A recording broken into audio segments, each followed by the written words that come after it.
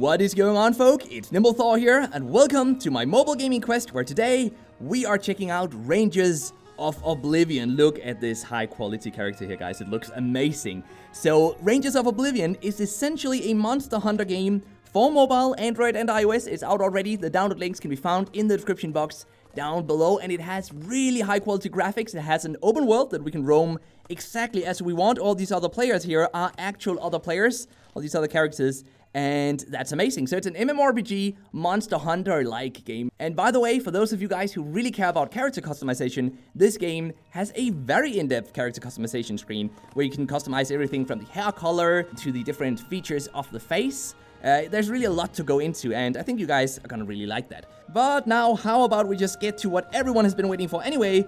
Let's defeat some epic beasts here. So we're gonna go out on a hunt. We're gonna go for a normal battle. How about we do this one, the Kroger? That seems awesome, and I think this one might actually give us some of the items that we need to be able to go craft some new armor pieces, and I could definitely use that. So we're gonna go for a solo mission here, which means that we're gonna be teamed up with 3 other bot characters, and these bot controlled characters are the people that you meet during the tutorial of this game, by the way. Of course, if you chose to go for matchmaking, you would be matched with actual other players instead.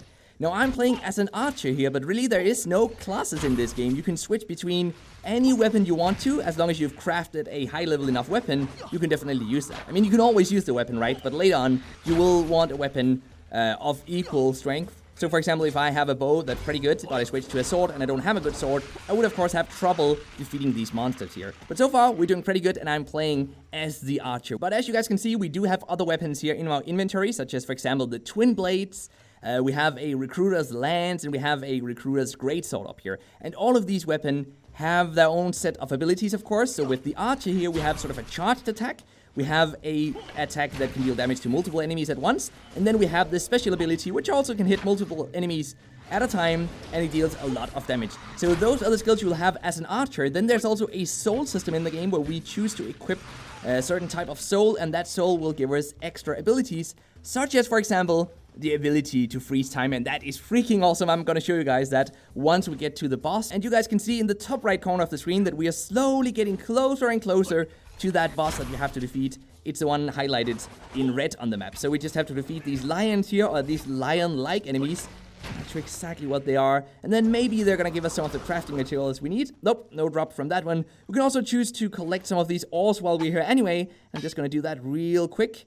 Perlite, that's awesome. I'm not sure exactly if I need that to craft an item, but, you know, it doesn't hurt picking it up anyway, since we are out here on this mission. By the way, this game will set you back 3.5 gigabyte of space if you download the HD additional download for this game. If not, you will still be looking at around 2.6 gigabyte or so you might just want to make some room on your phone. Look at this. What is happening here? Oh, it's going underground? By the way, I haven't defeated this one before, so this will be the first attempt. Oh, it's already up again. It's up again, guys. Let's start attacking it. Alright, so let's talk a bit about the combat system. So the red cross you can see on the enemy right now indicates where we are hitting the enemy when we do any sort of attack, whether it be a skill or just a normal attack. But we can actually switch that around, so let's say we want to hit the tail instead. We can hit this small button here to the left of the skill attacks, and that will rotate what we're targeting on the enemy. Obviously, right now the enemy is underground and trying to defeat us, so we have to get it overground again. I don't know how we're gonna do that. Maybe we just have to wait. Okay, it's up again, it's up again. Okay, no more time for explanations, guys. We just have to deal with this one as fast as we can. Look at this. Oh, we have a special ability ready. Fast tap the soul chain to tug on, so we're gonna do that. I'm tapping as fast as I can. Don't know what's happening here. Come on. I'm fast tapping. Fast tapping, fast tapping, fast tapping. Oh, we weren't fast enough. Ah, man. That sucks. And he is dealing a lot of damage to us. So how about... Oh, we defeated it. We defeated it. I completely forgot to show you guys the slow motion mode. I'm so sorry about that, but it's pretty awesome. And these types of additional skills that you can see by hovering up here, they do change depending on the wild soul that you've got equipped. Now what we can do is that we can absorb the energy from this monster, and look at that. I think we completed the mission here, so now we're gonna go see if we have enough to actually craft some new armor.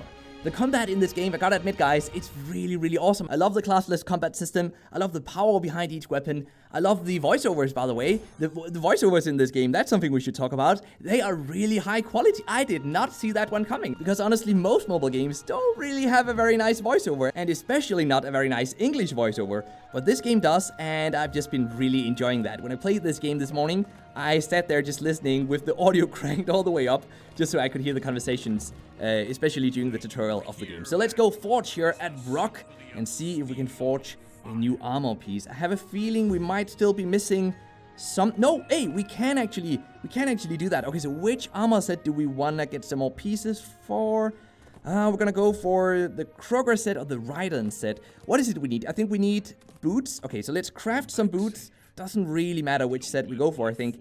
This one does have more armor resistance, or more, it adds more armor though, so let's go for, I think let's go for those. So we're gonna go over here to the boots. We do have all the items we need, which we got from the level that we were in just before, and now we're gonna forge these, we're gonna go equip them, and I think that was actually a quest completed as well. So let's receive them here, go back into the inventory here and equip these new ones, and let's see if we completed a mission, because I think we did. Talk with Edith, so we're gonna go do that right now. Awesome. So now what we could be doing is that we could either go for a few extra quests, or we could just head straight back into another battle if we wanted to. We have that option, and we're not even forced to do the story missions, because there are so many other side missions that we could go do as well. So Chapter 2, Trouble Brewing, is the newest quest. Head to the Kingsport, and we could choose to do that. I'm just going to show you guys the map here because it's really freaking huge. So if we go out to the world, this is the world map. We're in the Valley of Dawn right now. We could go to Oathkeep, which is the main city. But honestly, I feel like we should just go for one more campaign mission, or one more of these dungeons up here, whatever you want to call them, because that is honestly the most interesting part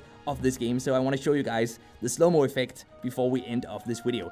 Now, in addition to these systems that I've already shown you guys, there are many other things you can do in this game. For example, there's an entire farming system in the game so that you can cook food for yourself, and you can use that to get a small stat boost before you go into a level. And at higher levels, you definitely want to do that, so it might be worthwhile to go in there and actually cook your food every once in a while. Go have a look at your crops, make sure that they don't need water, or they're not getting attacked by any sort of plant-eating animals. That's pretty awesome. I like that system. It does give me something to do in the game other than simply defeating these monsters, even though, don't get me wrong, defeating these guys feel amazing.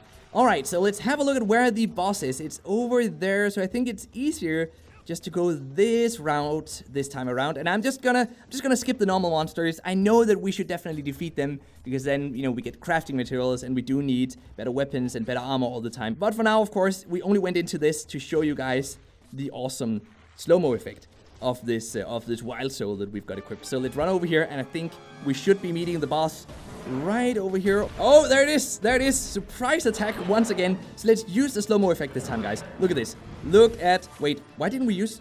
Couldn't we use it yet?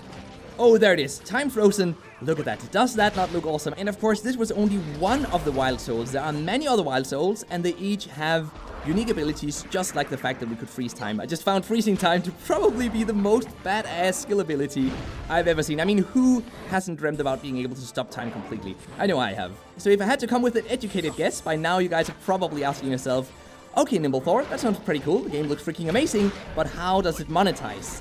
Well, it's still a bit too early to say much about how much of a pay-to-win advantage you will get if you spend real-life money on the game, but what you will get are XP boosters. You can also get certain types of cosmetics and small stat boosts. You can get special type of food that will give you a stat boost before you go into another level. So you are definitely going to be able to pay to get some sort of advantages in this game.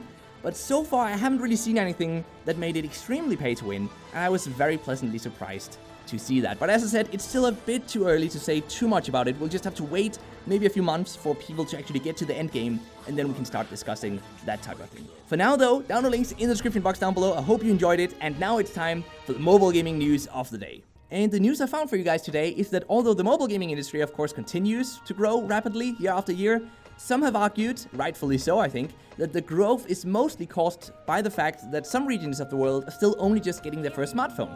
However, a new report, and this is the news, a new report has indicated that the amount of mobile gamers in the US and Canada grew 5% last year to 210.9 million players. So essentially nearly 211 million players in America and Canada, and that's just about 60% of the total population, by the way, if you guys were wondering.